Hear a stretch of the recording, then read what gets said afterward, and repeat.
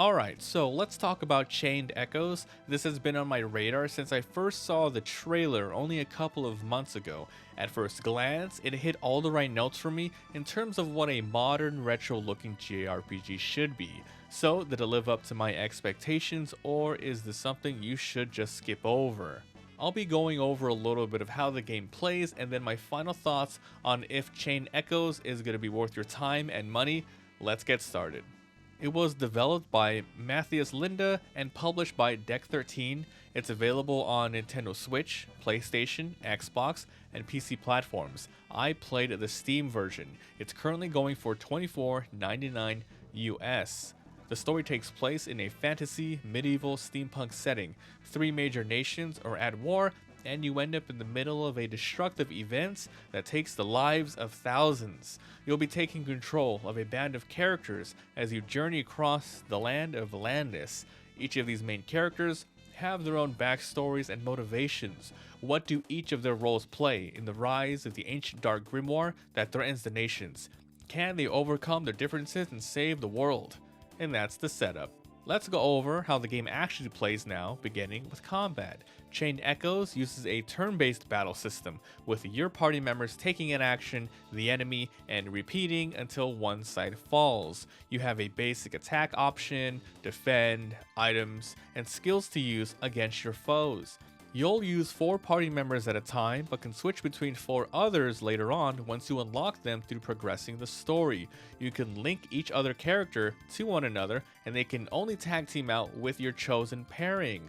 Alongside this tag team mechanic comes the overdrive meter. It's present in every battle and is a crucial element to combat. When you dish out and receive damage, the bar rises. It starts out in orange, green, and then finally red. As you keep it in green, you deal more damage, take less damage, and skills cost much less resources.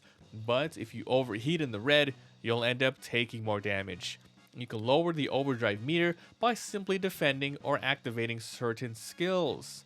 After battles, you'll obtain skill points which you can allocate to level up and master active and passive skills. The progression system in Chain Echoes works kinda like this.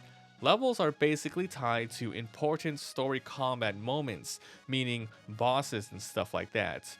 Once you do level, you can choose which skills to learn for each character, making it so you can alter their growth path somewhat.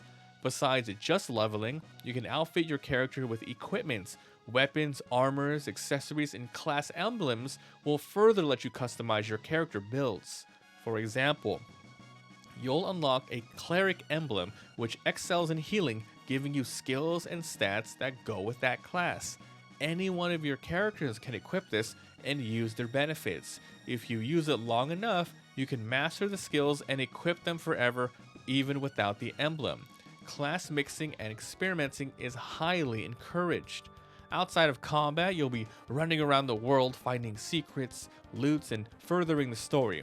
Lots of NPCs to talk to, and some even provide very useful advice and gifts. And that's pretty much Chained Echoes in a nutshell. If you've played a couple of JRPGs, especially older ones like Chrono Trigger, then you'll feel right at home here with how the game plays. The look, the feel, the gameplay loop is very reminiscent of retro RPGs, but with a modern quality life mechanics here that do make it worth playing today. But overall, is it worth playing? I'd say, yeah, absolutely. Pick this up if you are a JRPG fan in general. The story is fun and fantastical, and even a bit mature at times with the themes that might surprise you. There's a whole slew of other gameplay mechanics I didn't get into here, like using gems to further customize your equipment and the sky armors, which is honestly a big part of the game as well in the combat, but I don't want to spoil too much if you decide to pick this up yourself.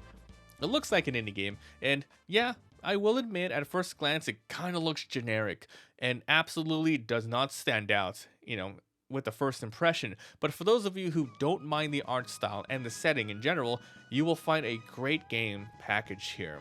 It has legit challenging and rewarding combat. The balancing act you have to do with the overdrive forces you to use all of your moves and not just blindly attack. The 8 characters that you are going to be using and tagging out, it sounds daunting at first, but they wisely made it so you pair them up, so you technically still go into battles with 4 characters, just different pairs of them. It's got all the markings of a classic, modern, retro JRPG. It runs really smooth and combat animations are very fast. There's some accessibility options for those who'd want to make the game a bit easier, lots of secrets to find, and it really just feels like you're playing a game that the developers really cared about. Lots of attention to detail and of course homages to the classics. I highly recommend Chain Echoes. It's at a very fair price at $24.99 US. The game should take you around 30 to 40 hours to complete. Old school JRPG fans should not pass this up. And for modern JRPG fans in general, it is still worth looking into just because though it looks retro and you might not be into that, it has great strategy and customization here that should keep you interested. And that's it for today. If you guys enjoyed, leave a like, it helps a lot. And if you haven't already, subscribe for daily videos. If you're interested in my playthrough of Chain Echoes, you can head over to my Let's Play channel, link down below in the description to that. And of course my Twitch where I live stream most of this. Come by, would love to see you guys there. Thanks for watching and I'll see you guys next time. Bye. Are you willing to take down the gamble? So 10 chips. Alright, which turtle do I try? Let's do the third one. Go, go. This reminds me of Mario Party. Oh my god, look at him go!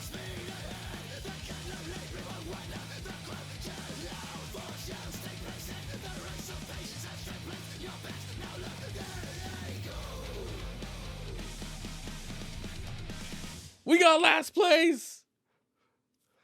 Let's go again!